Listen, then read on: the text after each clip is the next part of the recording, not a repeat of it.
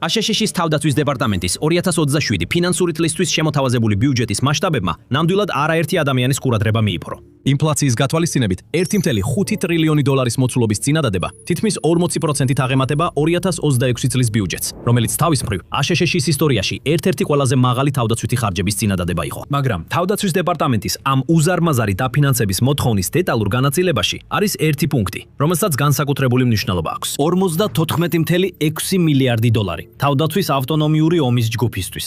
მოკლედ, დოოგისთვის. ეს ხარჯი ფაქტობრივად მთლიანად ცვლის აშშ-ის მიმოხმებას მსოფლიო კონფლიქტებთან მიმართებაში. და რადგანაც აშშ-ს ჯერ კიდევ აქვს მსოფლიოში ყველაზე ძლიერი სამხედრო ძალა, ამ ბიუჯეტური მუხლით აშშ-მ ფაქტობრივად თავიდან დაწერა ომის წესები. აი როგორ. თუ დოგზე ადრე არასდროს გსმენიათ, მარტო არ ხართ. დოგ არის ბოლო დროის განვითარება, რომელიც დიდი ხმაულის გარეშე დაარსდა 2025 წლის ბოლოს. მისი ბიუჯეტი 2026 ფინანსური წლისთვის შედარებით მოკრძალებული იყო, 225 მილიონი დოლარი, რაც ადვილად შეიძლებოდა გამორჩენილიყო ბიუჯეტის სხვა მუხლებში. მაგრამ დოგისთვის 54.6 მილიარდი დოლარის მოთხოვნა 2027 ფინანსური წლისთვის, რაც დაფინანსების 24,000%-იან წლიურ ზრდას წარმოადგენს, შეუძლებელია გამოგებაროთ. ეს უზარმაზარი თანხაა. თუნდაც ისტორიულად ყველაზე დიდი თავდაცვის ბიუჯეტის მოთხოვნის კონტექსტში. საგულისხმოდ ეს თანხა დაახლოებით იმავე მასშტაბისაა, როგორც გიგანტური მრავალეროვნული კომპანიების, მაგალითად American Airlines-ის, Intel-ის ან Uber-ის წლიური შემოსავლები. ან ისეთი ქვეყნების MSF, როგორიცაა ლატვია, კამბოჯა ან ბაჰრეინი. უფრო კონკრეტულად, ეს თანხა აღემატება აშ-რიქშურისის საზღვაო ქვეითთა კორპუსის 2027 ფინანსური წლის მთელ ბიუჯეტს, რომელიც 52.8 მილიარდ დოლარს შეადგენს და ბიუჯეტში ერთ-ერთი ყველაზე დიდი მუხლია. ასე რომ დოგ აშკარად მაღალი პრიორიტეტის მქონე წამოწყება. მართლა ესეთი მასშტაბის ბიუჯეტი, რომელიც მოითხოვა ორგანიზაციამ, რომელიც 18 თვის წინ საერთოდ არ არსებობდა, თანამედროვე ეპოქაში უპრეცედენტოა. მაგრამ რა არის ზუსტად დოგ და როგორ დაიხარჯება ეს მთელი თანხა? როგორც სახელიდან ჩანს, თავდაცვის ავტონომიური ომის ჯგუფი განკუთვნილია როგორც პენტაგონის შესყიდვების, განვითარების და ინტეგრაციის პროგრამა, რომელიც კოორდინაციას გაუწევს დრონების, თვითმფრინავებისა და ხომალდების ოპერაციებს ყველა საბრძოლო სფეროში. მისი შექმნა ფაქტობრივად წარმოადგენს ევოლუციას იმაში, თუ როგორ უდგება აშშ-ს სამხედრო ძალა ავტონომიურ ომს. თუმცა არა ისეთი გაერთიანებული სარდლობების დონეზე, როგორიც იყო კოსმოსური სარდლობა 2019 წელს, ან კიბერსარდლობა 2017 წელს. ამის ნაცვლად დოგ ასახავს პრიორიტეტების ცვლილებას შესყიდვებსა და ინტეგრაციაში, ლოგიკით, რომელიც ეხმიანება იმ მზად ყურადღებას, რასაც ეს წინა ორგანიზაციები წარმოადგენდნენ. კონგრესმა დაამტკიცა ეს სპეციალიზებული სარდლობები, რადგან კოსმოსისა და კიბერსფეროებში სამხედრო შტოებს შორის დანაწევრებულმა მიდგომებმა დროთა განმავლობაში გამოიწვია დუბლირება ან საშიში ხარვეზები. დღეს აშშ-ში სხვადასხვა მიმართულებით უპილოტო ავტონომიურ სისტემებსა და ხელოვნურ ინტელექტში ჩართულობამ სხვადასხვა შტოში შეიძლება იგივე ტიპის რისკების შექმნას. დოგის შექმნა წარმოადგენს მცდელობას, რომ ეს რისკები შეიზღუდოს. ცენტრალიზებული კონტროლი უნდა გაამარტივოს აშშ-ის სამხედრო ძალების ავტონომიური სისტემების განვითარება, რათა უზრუნველყოფილი იყოს, რომ სხვადასხვა სამხედრო შტოები არ მისდევენ ურთიერთსაწინააღმდეგო ტაქტიკურ მიზნებს ან შეუთავსებელ ტექნიკურ სტანდარტებს. მაგრამ უფრო მნიშვნელოვანია ის, რომ დოგის შექმნა აჩვენებს აშშ-ის განზრახვას, დარჩეს დომინანტ სამხედრო ძალად და თავიდან აიცილოს ჩამორჩენა, რადგან ომის ხასიათი ფუნდამენტურად იცვლება. როგორც უკრაინასა და სპარსეთის ყურეში მიმდინარე ომებმა ნათლად აჩვენა, დრონები ახლა ყველა სფეროში დომინირებენ საომარ მოქმედებებში. ახლა უკვე შეფასებულია, რომ როგორც რუსეთის, ისე უკრაინის მხარეს აღჭურვილობისა და ცოცხალი ძალის დანაკარგების მინიმუმ 70% დრონების მიერ არის გამოწვეული. ავტონომიური ხელოვნური ინტელექტით მართვადი დრონები, როგორც ჩანს, შემდეგი ეტაპია. ამიტომ სრულიად ლოგიკურია, რომ აშშ-ში ამ სისტემებს ასეთ თამამად ანიჭებს პრიორიტეტს. სარგებელი თავისთავად ნათელია. ავტონომიური ხელოვნური ინტელექტით მართვადი სისტემები სამხედროებს ოპერაციების სისწრაფეს, სილუსტესა და უსაფრთხოებას უზრდის, რადგან საბრძოლო ზონებში ადამიანებისთვის არსებულ რისკს ამცირებს. ისინი აჩქარებენ გადაწყვეტილების მიღების ციკლებს, აუმჯობესებენ სამიზნის ამოცნობის სიზუსტეს და შესაძლებელს ხდიან რთული მისიების შესრულებას ისეთ გარემოში, რომელიც პერსონალისთვის ძალიან სახიფათოა. ხელოვნური ინტელექტი მოქმედებს მანქანის სისწრაფით, აჩქარებს დაკვირვების, ორიენტაციის, გადაწყვეტილების მიღებისა და მოქმედების ციკლს და ამუშავებს უზარმაზარი რაოდენობის მონაცემებს, ადამიან ანალიტიკებზე უფრო სწრაფად. შედეგად, საფრთხის უფრო სწრაფი გამოვლენა და რეაგირება. როგორც აშშ-ის მიერ პალანტირის პროექტ მევენის პროგრამული უზრუნველყოფის დანერგვამ დაამტკიცა, მანქანური სწავლების ალგორითმები აუმჯობესებს სამიზნის ამოცნობასა და კლასიფიკაციას. ეს ამცირებს ადამიანურ შეცდომებს და შესაძლო გვერდით ზიანს, რადგან უზრუნველყოფს საფრთხეების უფრო თანმიმდევრულ და ზუსტ იდენტიფიკაციას. შიდა პროცესებში ხელოვნური ინტელექტი ასევე უზრუნველყოფს ოპერაციული ხარჯების შემცირებას და ლოგისტიკის ოპტიმიზაციას. ხელოვნურ ინტელექტზე დაფუძნებული პროგნოზირებადი ტექნიმომსახურება, რომელიც ოპერატორებს ატყობინებს, როდის სჭირდება შეკეთება და ასე შემდეგ, ამცირებს აღჭურვილობის უმოქმედობის დროს, ხოლო ავტომატიზირებული მეთვალყურეობა და ლოგისტიკა ამცირებს 24 საათიანი მონიტორინგისა და მიწოდებისათვის საჭირო ადამიანურ რესურსს. საბრძოლო ველზე ავტონომიური დრონები ხმელეთზე, ზღვაზე და ჰაერში ასრულებენ მოსაცქნხენ ბინძურ და საშიშ დავალებებს, როგორიცაა მარშრუტის გაწმენდა, ბომბების გაუნებელყოფა და დაზვერვა. ეს ამცირებს ადამიანური რესურსის საჭიროებას და მნიშვნელოვნად ამცირებს საკუთარი ძალების დანაკარგებს. ამასობაში ახალი ტექნოლოგიები, როგორიცაა დრონების როი, ავტონომიურად კოორდინაციას უწევს მტრის თავდაცვების გადატვირთვას, გადათეს ის მოქმედებს ისეთ ტერიტორიებზე, სადაც ტრადიციული ომის მეთოდები ვერ ახერხებს. შედეგი ნათელია. თუ აშშ-ს სურს გააგრძელოს თავისი სამხედრო დომინირება და სწრაფი უპირატესობა, მაშინ ავტონომიური ხელოვნური ინტელექტით მართვადი სისტემების ღრმა ინტეგრაცია აბსოლუტურად აუცილებელია. მაგრამ ერთი პრობლემა არსებობს. მთელი დრონების ეკოსისტემის, წარმოებიდან და შესყიდვიდან დაწყებული, განლაგებით დამთავრებული, მაღალი დონის ერთიანი კონტროლის გარეშე, ისეთი ეფექტიანობა და დრონების განადგურების მაჩვენებლები, როგორც უკრაინაში ვნახეთ, ბევრად ნაკლებად მისაღწევია. როგორც შეიძლება ელოდოთ, მსოფლიოს არმიები ცდილობენ შექმნან სპეციალური უპილოტო სისტემების სამსახურები, სარდლობები ან ორგანიზაციები საკუთარ რიგებში. უკრაინა პირველი იყო. უპილოტო სისტემების ძალები, ანუ SFS, ოფიციალურად შეიქმნა 2024 წლის 11 ივნისს. ეს არის პირველი ცალკე უპილოტო სისტემების სამხედრო შტო მსოფლიოს ნებისმიერ არმიაში და ის ძალიან აქტიურია. 2025 წლის ბოლოსთვის ის ატარებდა თვეში 100,000-დან 120,000-მდე დრონის გაფრენას. რუსეთსაც აქვს სპეციალური უპილოტო სისტემების ძალა, WEPS, რაც ასევე ნიშნავს უპილოტო სისტემების ძალებს, უბრალოდ რუსულად, არა უკრაინულად. WEPS შეიქმნა 2025 წლის 12 ნოემბერს, დაახლოებით 17 თვით უკრაინის შემდეგ. თუმცა SPS-გან განსხვავებით, FPS საბრძოლო ძალად არის კლასიფიცირებული და არა დამოუკიდებელ სამხედრო შტოდ. მაშინ, როცა SFS უკრაინის შეიარაღებული ძალების ცალკე შტოდ ფუნქციონირებს, FSS-ის პოლკებს საჭიროების მიხედვით ამაგრებენ სახმელეთო ძალების, საზღვაო ან საჰაერო ძალების ნაწილებს. მაგრამ ეს არ ნიშნავს, რომ რუსები დრონების მართვის საკითხს უკრაინაზე ნაკლებად სერიოზულად ეკიდებიან. უკრაინის ინოვაციებმა ამ სფეროში მათ ამის გაკეთება აიძულა.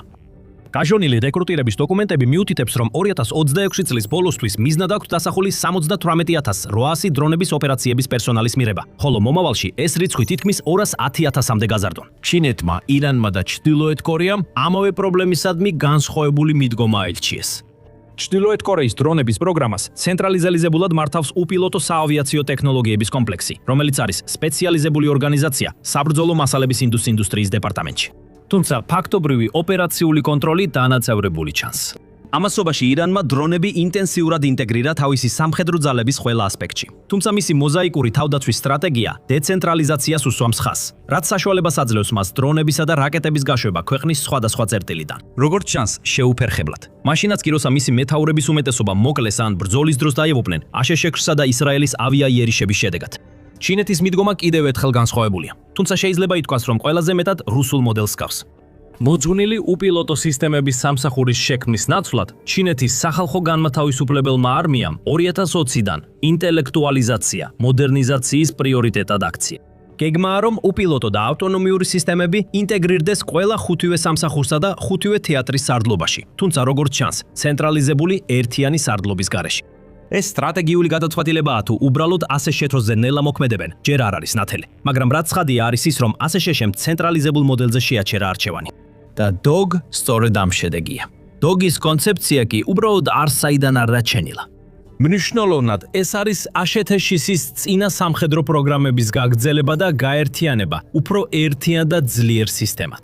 ყველაზე მნიშვნელოვანი მათ შორის არის რეპლიკატორის პროგრამა. რეპლიკატორის ინიციატივა დაითხოვა 2023 წლის აგვისტოში, აშშ-ში თავდაცვის მდივნის ყოფილი მოადგილის კეტლინ ჰიქსის მიერ. პროგრამის მიზანი იყო 2025 წლის აგვისტომდე 1000-ობით დავალფასიანი დასაკარგავად გათვლილი ხელოვნურ ინტელექტზე დაფუძნებული ავტონომიური დრონის განთავსება სხვადასხვა სფეროში. ძირითადად ჩინეთის სამხედრო ზრდის წინააღმდეგ. მოსალოდნელი იყო 100,000 კამიკაძე თავდასხმითი დრონის გამოჩენა 2028 წლისთვის.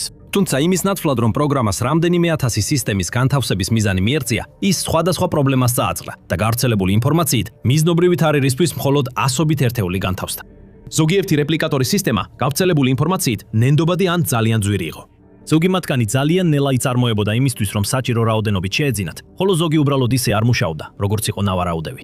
ალბათ ყველაზე მნიშვნელოვანი ის არის, რომ გავრცელებული ინფორმაციით პენტაგონსაც უჭირდა ისეთი პროგრამული უზრუნველყოფის პოვნა, რომელიც წარმატებით მართავდა სხვადასხვა კომპანიის მიერ დამზადებულ მრავალ უპილოტო აპარატს, რომლებიც კოორდინირებულად მუშაობდნენ სამიზნის საპოვნელად და საჭიროების შემთხვევაში მის დასაფრთხმელად. Როგორც მალე ვნახავთ, ეს ერთიანი პროგრამული არქიტექტურა, რომელსაც ხელოვნური ინტელექტი მართავს, უბრალოდ სურვილების სიაში ჩასაწერი პუნქტი არ არის. ეს აბსოლუტურად ცენტრალურია ომის წარმოების ახალ, დოგით შთაგონებულ მეთოდში. სინამდვილეში პროგრამული უზრუნველყოფის მართვისა და კონტროლის ფენა ჰეტეროგენული ავტონომიური ფლოტებისთვის არის ერთ-ერთი ძირითადი ქვეკატეგორია იმ 54.6 მილიარდი დოლარის დაფინანსების მოთხოვნაში. ახლა, აქ სამხედრო შოუზე ჩვენ ღრმად ვიკვლევთ, რომ თქვენთვის სრული სურათი წარმოვადგინოთ. ჩვენ არ ვიმეორებთ იმავე სათაურებს, რასაც სხვა არხები. ჩვენ ვფილტრავთ ხმაურს, რომ თქვენამდე მივიტანოთ ნამდვილი ამბები და აგიხსნათ, რატომ არის ისინი მნიშვნელოვანი. თუ ჯერ არ გაგიკეთებიათ, გამოიწერეთ არხი, რომ ყოველთვის საქმის კურსში იყოთ. მოდით დავყოთ და განვიხილოთ, რას ელოდება თავდაცვის დეპარტამენტი 54.6 მილიარდი დოლარის ინვესტიციის სანაცვლოდ. ხარჯების პირველი კატეგორია არის რეპლიკატორის მემკვიდრეობით მიღებული პორტფელის გაგრძელება და გაფართოება, რომელიც მოიცავს დიდ ერთმიმართულებიან საბრძოლო დრონებს, უპილოტო ზედაპირულ ხომალდებს და უპილოტო წყალქვეშა აპარატებს. ინდუსტრიული ანალიზის მიხედვით 2028 ფინანსურ წლამდე მიზნად დასახულია 200,000-ზე მეტი ავტონომიური სისტემის შექმნა დოგისა და დრონების დომინირების ხაზებზე. დრონების დომინირება არის DOG-ის პარალელური და შემავსებელი ინიციატივა, რომელიც პენტაგონის ფართო ავტონომიური ომის სტრატეგიის ფარგლებში ხორციელდება. თავარი განსხვავება მათ შორის ის არის, რომ DOG კონცენტრირებულია დიდ დრონებზე, ხოლო დრონების დომინირება მცირე დრონებზე, როგორც შეტევითი, ასევე თავდაცვითი ანტიდრონული ოპერაციებისთვის. ერთობლივი უწყებათა შორისი სამუშაო ჯგუფი 401, ანუ მოკლედ JIATF, 401 არის ორგანიზაცია, რომელიც პასუხისმგებელია დრონების დომინირების პროგრამაზე. როგორც DOG, ისიც ახალი შექმნილია. დაარსდა 2025 წლის აგვისტოში და როგორ ურთიერთობს DOG-თან, ეს არის მნიშვნელოვანი ნაწილი ამ საკითხის, როგორც ცოტა მოგვიანებით გავიგებთ. DOG-ის ხარჯების მეორე კატეგორია არის ზემოთხსენებული ხელოვნური ინტელექტით აღჭურვილი მართვისა და კონტროლის პროგრამული უზრუნველყოფა და შეიძლება ითქვას, რომ ეს ყველაზე კრიტიკულია. რეპლიკეიტორის უუნარობა მოეპოვებინა ასეთი სისტემა ინიციატივის თავდაპირველი არქიტექტურის ერთ-ერთ მთავარ ნაკლად ითვლება. პრაქტიკულად შეუძლებელია სხვადასხვა მწარმოებლის, სხვადასხვა დრონებისგან შემდგარი დრონების როის კოორდინაცია ერთიან მართვისა და კონტროლის სტრუქტურაში, ასეთი სისტემის გარეშე. ხო, პრაქტიკულად შეუძლებელია, მაგრამ ალბათ სრულად შეუძლებელიც არა. პენტაგონი აქტიურად ეძებს გამოსავალს. მაგალითად, 2026 წლის იანვარში პენტაგონმა დაიწყო ავტონომიური სატრანსპორტო საშუალებების კოორდინაციის საფრიზო კონკურსი, რომლის მიზანიც სწორედ ასეთი დრონების როის საკოორდინაციო პროგრამული უზრუნველყოფის პოვნა. მაქსიმალური ჯილდოს ფონდი კი $100 მილიონ შეადგენს. თუმცა, როგორც კი შესაბამისი პროგრამული უზრუნველყოფა იქნება აღმოჩენილი, სავარაუდოდ ძირითადი მართვისა და კონტროლის ინვესტიცია მთელი 5 წლიანი პროგრამის განმავლობაში რამდენიმე მილიარდ დოლარს გადააჭარბებს. ეს ლოგიკურია, თუ გავითვალისწინებთ მაღალი დონის ხელოვნური ინტელექტისთვის საჭირო გამოთვლითი სიმძლავრის მაღალ ხარჯებს და იმას, რომ AI DOG-ის ოპერაციების გულში უნდა იყოს. ახლა ის ფაქტი, რომ AI DOG-ის გულშია, თავისთავად გასაკვირი არ არის. AŠTŠ სწრაფად ინტეგრირებს ხელოვნურ ინტელექტს თავის სამხედრო ძალებში ყველა მიმართულებით. მაგრამ DOG-ის AI ინტეგრაცია განსხვავებულია. DOG ხელოვნურ ინტელექტს განიხილავს როგორც მთავარ საბრძოლო რესურსს და არა უბრალოდ დამხმარე ინსტრუმენტს. ეს ნიშნავს მნიშვნელოვან ცვლილებას ტექნიკაზე ორიენტირებული შესყიდვებიდან პროგრამულ უზრუნველყოფაზე დაფუძნებულ AI პირველ საბრძოლო მოდელზე. ამ ცვლილების საფუძველში დევს მწარე გაკვეთილი, რომელიც უკრაინაში და ირანში ისწავლეს, ასევე რეპლიკეიტორის პროგრამის წარუმატებლობიდან.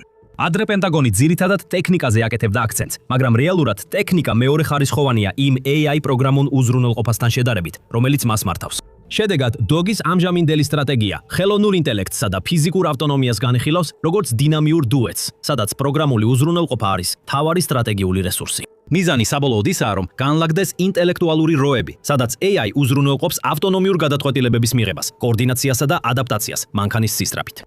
და ეს უფრო მეტად პროგრამული უზრუნველყოფის ხარისხზეა დამოკიდებული, ვიდრე იმ მოწყობილობებზე, რომლებსაც ის მართავს. AI-ზე დაფუძნებული პროგრამული უზრუნველყოფის შემუშავების პროცესის გასამართლებლად, რომელიც უპილოტო სისტემების ოპების ოპერაციებს, ორგანიზებას და ცენტრალიზაციას უწევს, DOG ასევე აწესებს მოდულურ ღია სისტემურ არქიტექტურებს და DoD Data Decrease Protocols. უბრალო ინტრო ვთქვათ, ეს ნიშნავს, რომ ყველა პლატფორმას მოეთხოვება სტანდარტიზებული ინტერფეისების გახსნა, მესამე მხარის ინტეგრაციისა და დისტანციური განახლებისთვის. მიზანი აქ არის კომერციული სისწრაფით იტერაციული განვითარება, რაც ტრადიციული თავდაცვითი შესყიდვების ციკლებისგან მნიშვნელოვანი გადახვევა იქნება. საკმაოდ სადავოდ, DOG მკვეთრად განსხვავდება სამოქალაქო ხელოვნური ინტელექტის ნორმებისგან, რადგან უარს ამბობს მოდელებზე, რომლებსაც აქვთ შემზღუდავი ეთიკური დაცვის მექანიზმები. Anthropic-ის Claude მოდელი ფართოდ გამოიყენებოდა ASHTRŠ-ის სამხედრო ძალების მიერ და გავრცელებული ინფორმაციით ის გამოიყენეს ASHTRŠ-ის ოპერაციის დროს, რომლის მიზანიც იყო ვენესუელის პრეზიდენტ ნიკოლას მადუროს გატაცება. თუმცა საზოგადოებრივი ზეწოლის შედეგად Anthropic-მა მოგვიანებით გააპროტესტა Claude-ის შეუზღუდავი გამოყენება სამხედრო მიზნებისთვის. მალე კომპანია აღმოჩნდა ASHTRŠ-ის ომის დეპარტამენტის მიერ მიწოდების ჯაჭვის რისკად აღიარებული, როგორც ამ ყველაფრის შედეგი. ასევე ამ ინციდენტის შედეგად, როგორც ეს აღწერილია თავდაცვის დეპარტამენტის 2026 წლის იანვრის AI სტრატეგიაში, DOG ახლა მოითხოვს ნებისმიერ კანონიერად გამოყენებად მოდელს, რომელიც თავისუფალია იდეოლოგიური მორგებისგან ან შეზღუდული გამოყენების პოლიტიკისგან, რაც შეიძლება ზღუდავდეს საბრძოლო ეფექტურობას. ეს მოიცავს ისეთი კომპანიების პროდუქტებს, როგორიცაა Palantir, რომლის ახლახან გამოქვეყნებული მანიფესტიც უარყოფს ეთიკურ შეზღუდვებს AI-ის გამოყენებაზე. მართალია, თუ მანიფესტს დავეყრდნობით, Palantir DOG-ისთვის იდეალური პარტნიორია. როგორც უკვე აღვნიშნეთ, მისი Project Maven პროგრამული უზრუნველყოფა უკვე ფართოდ გამოიყენება ASHTRŠ-ის სამხედრო ძალებში. და მანიფესტის ძირითადი პუნქტები, როგორიცაა მტკიცე ძალა საუკუნეში, პროგრამულ უზრუნველყოფაზე იქნება აგებული, ხოლო საინჟინრო ელიტას აქვს პირდაპირ ვალდებულება მიიღოს მონაწილეობა ქვეყნის დაცვაში, რაც DOG-თან ღრმა იდეოლოგიურ და ოპერაციულ თანხვედრას ქმნის. ეხლა DOG-ის საქმიანობის მესამე კატეგორია არის საომარი თამაშები, ექსპერიმენტები და ოპერაციული კონცეფციის განვითარების სამუშაოები. როგორც ადმირალი სამუელ პოპარო აღწერს რეიგანის ეროვნული თავდაცვის ფორუმზე 2025 წლის დეკემბერში, ეს მიმართულება მოიცავს როგორც Live Fire-ის სურთნებს კონტინენტური ASHTRŠ-ის პოლიგონებზე, ასევე სიმულაციებს, რომლებიც ტარდება Enders Foundry-ის გარემოში. Enders Foundry არის ერთ-ერთი იმ 7 წამყვანი პროექტიდან, ანუ PSP-დან, რომელიც ASHTRŠ-ის თავდაცვის დეპარტამენტმა დაიწყო ზემოხსენებული ხელოვნური ინტელექტის აჩქარების სტრატეგიის ფარგლებში, რომელიც იანვარში გამოცხადდა. სახელწოდება აღებულია რომანიდან Enderis-ის თამაში. პროექტი კონცენტრირებულია უფრო მჭიდრო უკუკავშირის შექმნაზე სიმულაციის განვითარების და რეალური ოპერაციების შორის. მიზანია სწრაფად გამოიცადოს, დახვეწოს და შმოერგოს ტაქტიკა ხელოვნური ინტელექტით აღჭურვილი მოწინააღმდეგეების წინააღმდეგ. როგორც უკრაინაში ჩანს, სადაც მოწინააღმდეგის ტექნოლოგიებზე საფასუხო ზომები მათი დანერგვიდან 4-დან 8 კვირაში უკვე მოქმედებს, უკუკავშირის სიჩქარე და ხარისხი და განმეორებითი ციკლები გადამწყვეტ როლს თამაშობს მიმდინარე ოპერაციულ წარმატებაში. და ეს გვიყვანს DOG-ის ხარჯების მეოთხე და საბოლოო კატეგორიამდე, რომელიც სავარაუდოდ ყველაზე დიდი და შესაძლოა ყველაზე მნიშვნელოვანი იქნება ASHTRŠ-ის სამხედრო ძალებში. კონსოლიდაცია. კერძოდ, უკვე არსებული სამხედრო უპილოტო სისტემების პროგრამების გაერთიანება ერთიანი დეპარტამენტის ხელმძღვანელობის ქვეშ. ერთი მხრივ სრულიად ლოგიკურია. როგორც ადრე აღვნიშნეთ, ასეთი კონსოლიდაცია ამცირებს სხვადასხვა სამხედრო დანაყოფებს შორის შეუთავსებლობას და უზრუნველყოფს ერთიან დოქტრინას, განსაკუთრებით ხელოვნური ინტელექტით აღჭურვილი დარტყმის ჯაჭვებისა და ბრძოლის მართვისთვის. მეორე მხრივ, ესეთი კონსოლიდაცია ნიშნავს უფლებამოსილების ჩამორთმევას იმ სამხედრო დანაყოფებისთვის, რომლებიც ამჟამად აკონტროლებენ ASHTRŠ-ის უპილოტო და ხელოვნური ინტელექტის პროგრამების გარკვეულ ასპექტებს, რათა ისინი DOG-ის დაქვემდებარებაში გადავიდეს. და თუ ისტორიას დავეყრდნობით, ესეთი მასშტაბური ინსტიტუციური გადახალისება დიდი ალბათობით გამოიწვევს ინსტიტუციურ წინააღმდეგობას. მსგავსი პროცესი სტრატეგიული თავდაცვის ინიციატივის ორგანიზაციის შემთხვევაშიც მოხდა, ანუ SDIO-სთან. ორგანიზაცია შეიქმნა 1984 წელს, ვარსკვლავური ომების პროგრამის ზედამხედველობისთვის, რაც იყო ცივი ომის პერიოდის რაკეტსაწინააღმდეგო კოსმოსური თავდაცვის ინიციატივა, რომლის მიზანიც ASHTRŠ-ის ბირთვული ბალისტიკური რაკეტების თავდასხმებისგან დაცვა იყო. SDIO-ს გაერთიანებული სახმელეთო, საზღვაო და საჰაერო ძალები მუშაობდნენ თითქმის იმავე პრინციპით, როგორც DOG-ს წარმოედგინათ, რომ იმუშავებდა ASHTRŠ-ის უპილოტო სისტემებისთვის. მაგრამ ის ASHTRŠ-ის თავდაცვის სტრუქტურაში წინააღმდეგობას შეხვდა. ამიტომ სავარაუდოა, რომ DOG-ის ძალაუფლების კონსოლიდაციის ზოგიერთი ასპექტის გამო ანალოგიურ წინააღმდეგობას შეხვდება. ახლა ღია კითხვად რჩება, აქვს თუ არა DOG-ის პროგრამის ოფის ინსტიტუციური ძალა, რომ ასეთ წინააღმდეგობას გაუძლოს და კონსოლიდაცია შეინარჩუნოს. SDIO-ს პრეცედენტი მიუთითებს, რომ ასეთი კონსოლიდაციები შეიძლება წარმატებული იყოს, თუ მათ აქვთ მაღალი დონის პოლიტიკური მხარდაჭერა, საკმარისი დაფინანსება და გონივრულ ვადაში ხილული ოპერაციული შედეგები. DOG-ის პირველი ორი უკვე უზრუნველყოფილი აქვს. მესამე კითხვაზე პასუხი სავარაუდოდ მომდევნო 18 თვეში გაიცემა. ყველაფრის შეჯამებით აშკარაა, რომ DOG პრეზიდენტ დონალდ ტრამპის მეორე ვადის მთავარი თავდაცვის ტექნოლოგიური ინიციატივა გახდება. თუმცა ისტორია განსჯის, წარმატებული იქნება თუ არა ეს ინიციატივა. აღმასრულებელმა ხელისუფლებამ თავისი გადაწყვეტილება უკვე მიიღო. ომის ახალი წესებით ხელოვნური ინტელექტი უმნიშვნელოვანესია და ავტონომიურობისთვის ბრძოლა ამ ეპოქისთვის ყველაზე გადამწყვეტია. ის არმია, რომელიც მას პირველმა და საუკეთესოდ აითვისებს, გაიმარჯვებს და DOG არის ASHTRŠ-ის ყველაზე ამბიციური და კონკრეტული ნაბიჯი გამარჯვებისკენ. წლების განმავლობაში აშშ-ში სამხედრო ძალები აღიარებდნენ უპილოტო და ავტონომიური სისტემების გარდამტეხ პოტენციალს. თუმცა ზოგიერთი კრიტიკოსის აზრით, მათში საკმალისად არაბანდებდნენ. 54.6 მილიარდი დოლარის ინვესტიცია ერთ ფისკალურ წელს უნდა დაადუმოს ეს კრიტიკოსები. თუმცა ზოგიერთი ადამიანის, მაგალითად გადამდგარი გენერლის დევიდ პეტრეუსის თქმით, მხოლოდ პროგრამულ და ტექნიკურ უზრუნველყოფაში ფულის ჩადება საკმარისი არ არის. პეტრეუსი ხელმძღვანელობდა აშშ-ს არმიის ძალებს ერაყსა და ავღანეთში და ასევე იყო CIA-ის დირექტორი. ის მიუთითებს თავდაცვის ყოფილი მდივნის ბობ გეიტსის შენიშვნაზე, რომ უპილოტო სისტემების მთავარი გამოწვევა მათთვის პერსონალის დაკომპლექტება იყო. და მათი ეფექტურად დაკომპლექტება საჭიროებს არა მხოლოდ კვალიფიციურ პერსონალს, არამედ მთლიან პროფესიულ სფეროს, მომზადების სისტემას და ინსტიტუციურ ჩარჩოს, რათა დისტანციური ოპერაციების მხარდაჭერა იყოს შესაძლებელი. ის ამბობს, რომ დრონი, რომელსაც არ აქვს გამოყენების წესები, მნიშვნელოვანი ცვლილებები ძალის სტრუქტურაში, გაწვრთნილი ოპერატორები და დანაყოფები, განათლებული ლიდერები, ტექნიკური მომსახურების სისტემები, დაზვერვის ინტეგრაცია და პერსონალის პოლიტიკა საერთოდ არ წარმოადგენს იარაღის სისტემას. ეს უბრალოდ აქტივია ცხრილში, მაგრამ DOG-ში ინვესტიციის 2%-ზე ნაკლები მიემართება დოქტრინისა და ინტეგრაციისკენ. ის ელემენტები, რომლებიც მისი თქმით, განსაზღვრავს დარჩენილი ინვესტიცია საბრძოლო ძალას შექმნის თუ ძვირადღირებულ მარაგს. ის აფრთხილებს, რომ მიუხედავად DOG-ის ფართო მექანიზმებისა, აშშ-ს ჯერ კიდევ ჭირდება ისეთი სწრაფი ორგანიზაციული და დოქტრინული ცვლილებების განხორციელება, როგორიც უკრაინაში ვიხილეთ. გაფრთხილებით, რომ ამჟამად ძალიან ცოტა მეცნიერი მუშაობს ამაზე, განსაკუთრებით მაშინ, როდესაც საქმე სრულად ავტონომიური შესაძლებლობების ინტეგრაციას ეხება. მაგრამ ეს მაინც თამაშის წესებს შეცვლის. არ შეგეშალოთ. დოგის, დრონების დომინირების და სხვა პროგრამების მეშვეობით, აშშ კვლავ გააგრძელებს მეტ ხარჯვას თავის კონკურენტებთან შედარებით დისტანციურად მართვადი და ავტონომიური ტექნიკის მიმართულებით და განავითარებს უფრო მოწინავე ტექნოლოგიებს. დოგის ცენტრალიზებული ორგანიზაციიდან მიღებული მასშტაბის ეკონომია დამატებით კონკურენტულ უპირატესობებს უნდა უზრუნველყოფდეს. და აშშ კვლავ ლიდერობს ხელოვნური ინტელექტის რბოლაში. თუმცა სხვაობა, განსაკუთრებით ჩინეთთან, სწრაფად მცირდება. თუმცა როგორც პეტრეუსი მიუთითებს, გადამთხვეთი ასიმეტრია შეიძლება მასშტაბში არ იყოს, არამედ იმაში, თუ რამდენად სწრაფად გარდაიქმნება ოპერაციული გამოცდილება ადაპტაციად. და ამისთვის შეიძლება ბევრად მეტი იყოს საჭირო, ვიდრე უბრალოდ უზარმაზარი ბიუჯეტი და ძალიან უცნაური სახელწოდება. რა თქმა უნდა, შეგატყობინებთ, როგორც კი დოგზე მეტი დეტალი გახდება ცნობილი. და ასევე როცა მის პროგრამებს მოქმედებაში ვიხილავთ. ეს ნამდვილად მოასწავებს, რომ აშშ-ში სამხედრო ძალა იმაზე მეტადაც გაძლიერდება, ვიდრე ახლა არის.